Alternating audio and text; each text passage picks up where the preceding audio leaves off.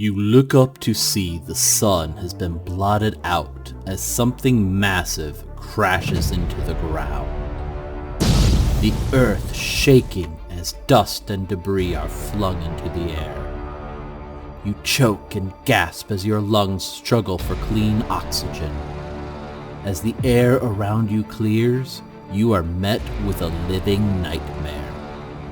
A massive red dragon stands at the foot of a crater, tongues of flame licking from between its jaws. Its malevolent eyes lock onto yours, knowing your fear for what it is. It bellows a mighty roar, unfurling wings larger than any sail you have ever seen. What do you do?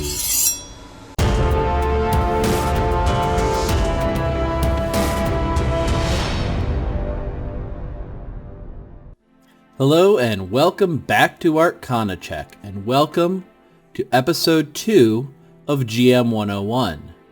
In this episode, we're going to be learning all about what it takes to plot out a campaign, or rather, some tips and tricks to plot out a campaign to make it so you don't have a headache as the GM, and so that your players have a sense of being part of the thing. So the story that you heard at the beginning of this video, that's basically the type of story that it's the end-all and be-all of what D&D players and dungeon masters want to hear. They want to tell that sort of a story. Big, epic fights, epic enemies. But how do you get there?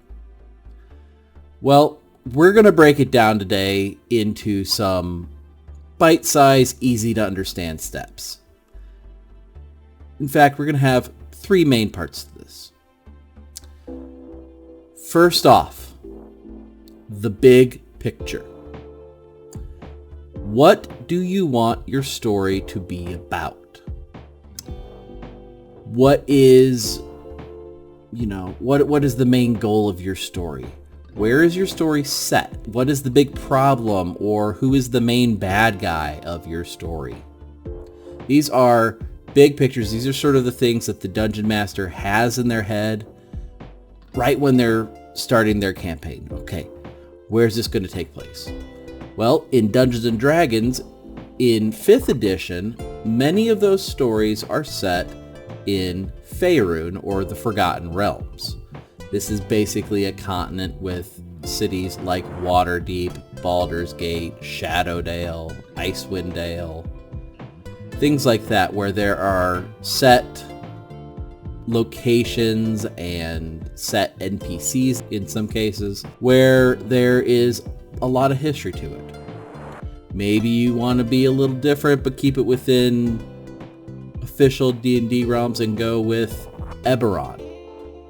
Or maybe you want to go just push a little further and go to the world of Critical Role and set it in Exandria. Or perhaps you want to create your own world.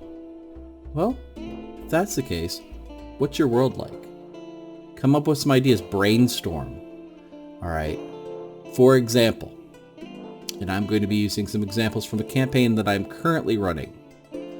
I have a campaign that is made up of a world that I created that currently there are 2 continents. There is Hyperion to the west and Illyria to the east. Now, the party for my campaign, they come from Hyperion. They were members of the army who have been made into secret agents, basically, to travel to Illyria, specifically to the country of Tentrum. Now, in Illyria, there are a number of countries and a number of areas where they might be exploring. In Hyperion, there are kind of 2 main settings. There is the country that is Hyperion, and then there is the kind of the wildlands, the jungle atmosphere. And so I have to decide, all right, I know that I want them to start in Hyperion, but I want them to make their way to Illyria, and I would love for them to eventually make their way to Tentrum. Okay, that's where my story is set. Now, I can go through there and turn this brainstorming into something a little more concrete. I can describe Hyperion. I can describe Tantrum. I can describe different locations in there.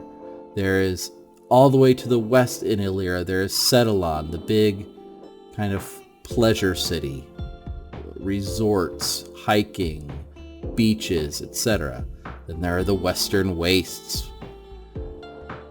There are a number of countries such as Tikaret to the south or Vanskeleg to the north. Now these are all countries that I not only came up with names for, but I also thought of the cultures of those places.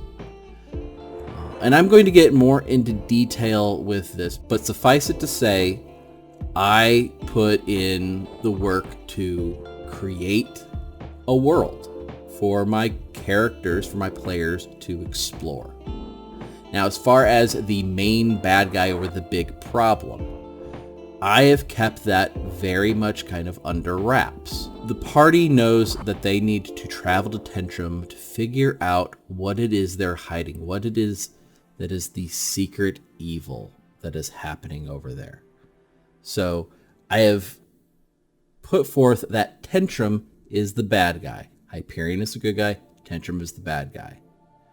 There is not one overriding villain per se, though I've been giving hints here and there that there might be someone behind the scenes. So you could have, your big bad be a horrible red dragon that has been ravaging the countryside. Or you could make it a little more subtle. Maybe someone is pulling the strings behind everything. Maybe the big problem is that there is elemental chaos in your realm. And if you don't do something to fix the magics in your realm, then the entire country that you're in will be swallowed up by this chaos. Earthquakes are happening. Volcanoes are erupting where there were no volcanoes to begin with. Floods are destroying the countryside. Maybe that's the main problem. But that's the big picture. Where's your story located, and who or what is the problem that your players have to overcome? The second thing about plotting a campaign: how do you start? These are the things at the very beginning of the campaign. How or where do your players meet up to become a party? There are many classic scenarios to this. There's they were all happened to be in this tavern and a fight broke out and they all jumped in and fought on the same side, and that's how they became a party. That's kind of your quintessential, stereotypical, classical Dungeons & Dragons or just role-playing game scenario. There's the scenario of them being brought together by some sort of a patron. Now, this could be a ruler has called each of these people individually because they are known to be highly skilled in their field, and he wants them to become a team to go take care of the problem. This could be a religious aspect. This could be something like an army, such as in the case of my campaign. These were all recruits in the army, some willingly, some drafted, but they were brought together, they were formed into a unit, and they were tested. And when the Emperor found out, hey, these guys work well together, and I believe they can be trusted, now the patron, which is the Emperor, has taken this group that was brought together by being part of an army, and he's now forced them basically to be a military unit or an espionage unit. Other scenarios that you might want to think about are, prisoners. Maybe each of the players have been taken prisoner, they're in jail, and they're forced to work together to find a way out of prison thus forming a bond and them becoming an adventuring party together. Sometimes, though, it can be really interesting to introduce the players, their characters, slowly, maybe a little more naturally. Maybe 2 of them are together to begin with, and they meet player number 3 at a bar. And maybe while they're out adventuring, they come across the unconscious body of player number 4.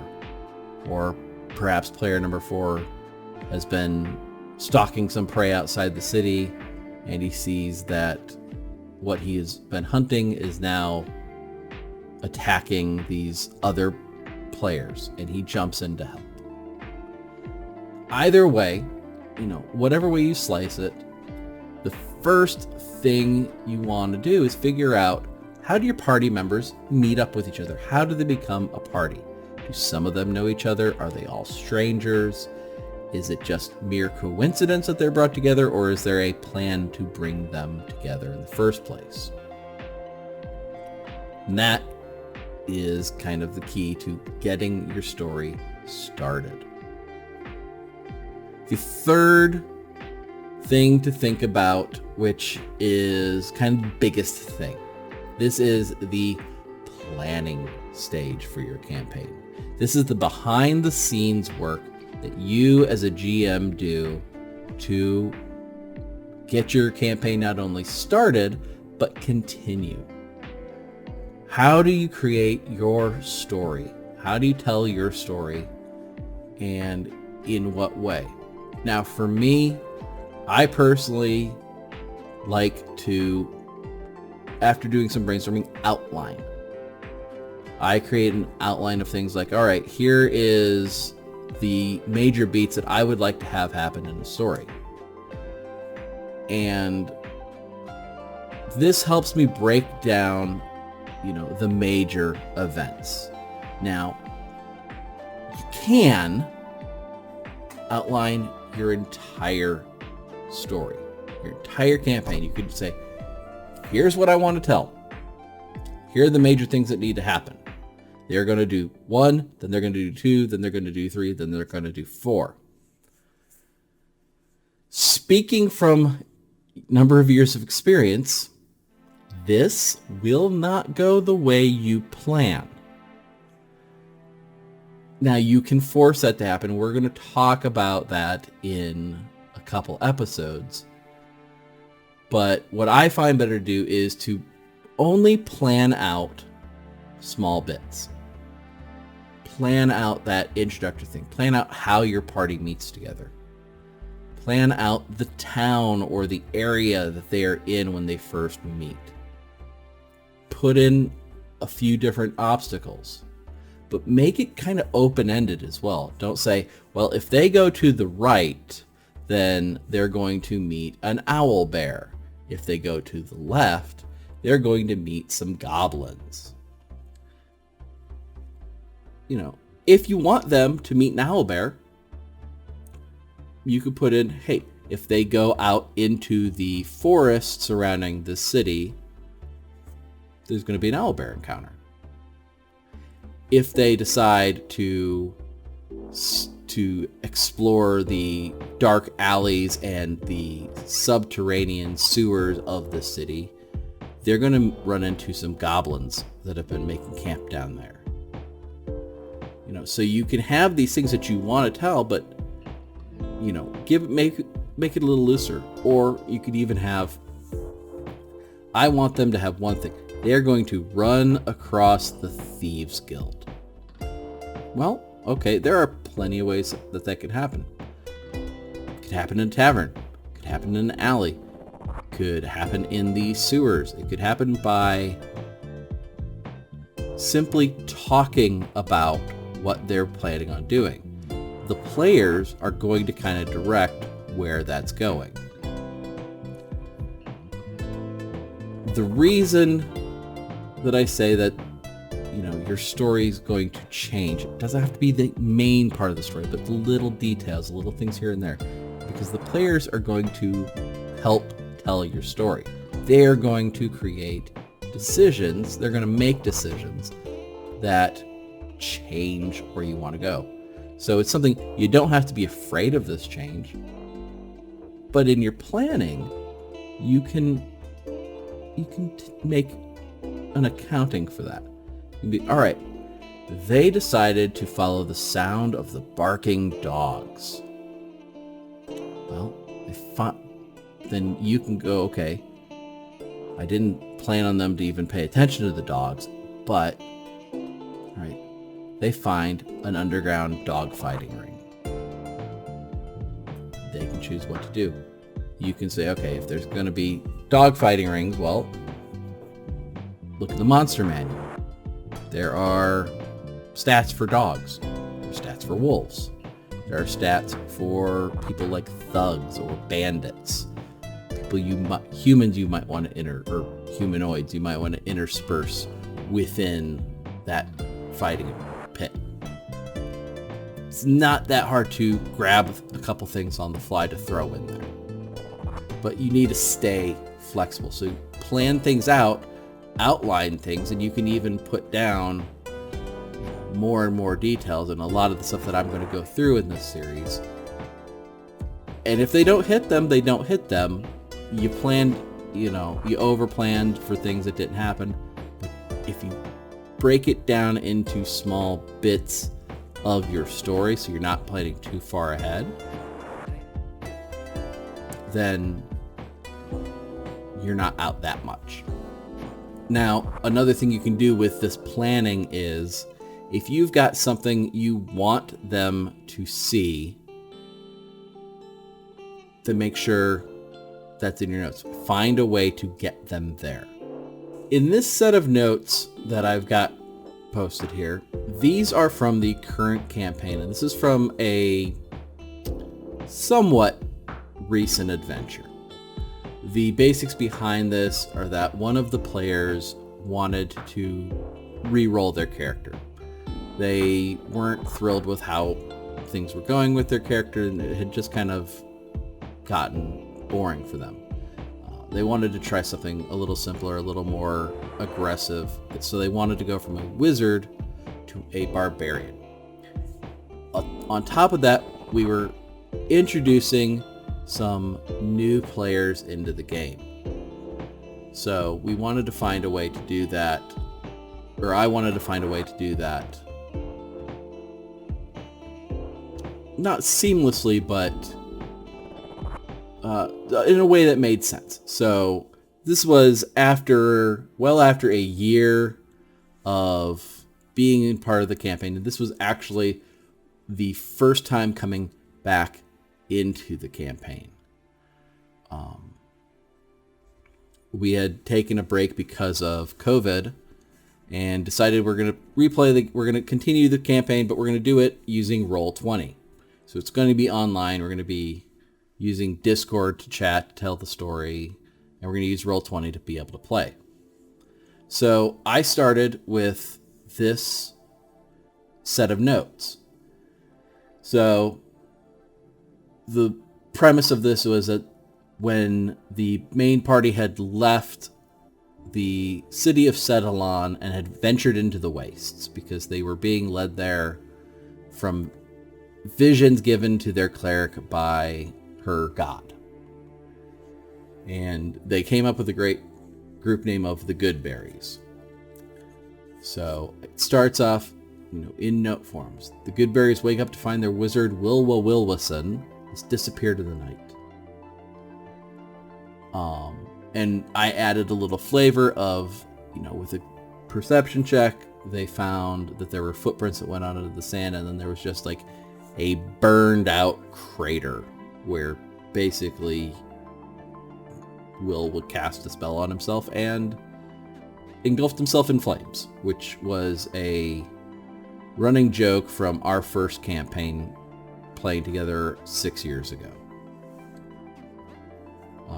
But then I have, all right, so this is what's happening in day one after they find out that they're down a player and they're down a character.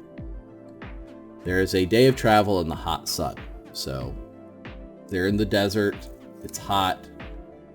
There's going to be things like survival checks to make sure they're going the right direction, perception checks to see if they can, make out any landmarks like a mountain range, and constitution saving throws because of the immense heat.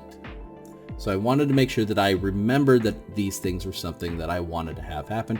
So I put them in there, and I bulleted that to be about the traveling in the hot sun. So then I have, as the day basically comes to a close, the party is going to come upon some ruins. So I didn't have to have all this combat and crazy things, but give them a flavor of what the setting is like, especially coming back into this after months of not playing. So this is what the setting is like. It's hot.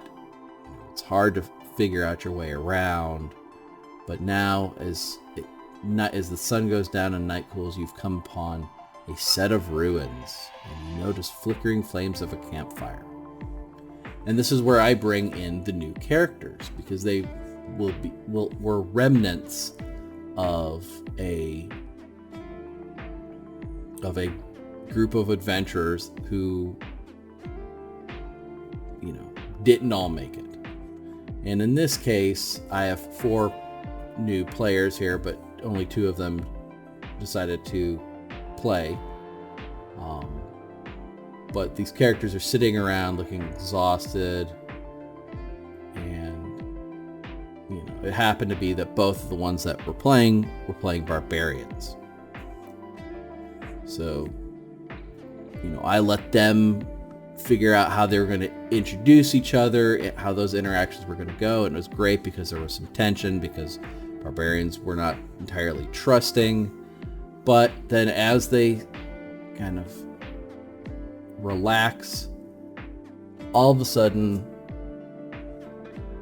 fire elementals show up, and it spreads these fires, and those fires brought forth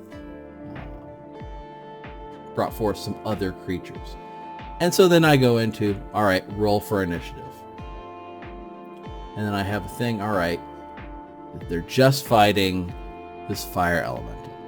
Well, if it gets to the end of round 2, fire imps are going to emerge from these fires that have been set, and they're going to join the fight. And then I've given them some treasure. I was like, okay, you defeat this fire elemental, a red gem falls out of its body. And this was something I wanted to do because I wanted to find a way to bring in some magical items for them, so to boost some things. And it just so happened that this one was going to give one of their weapons, and it's a little bit of home brewing because it's supposed to only be swords, but I let it go with an axe. Flame tongue, so you can light it on fire and it does extra damage.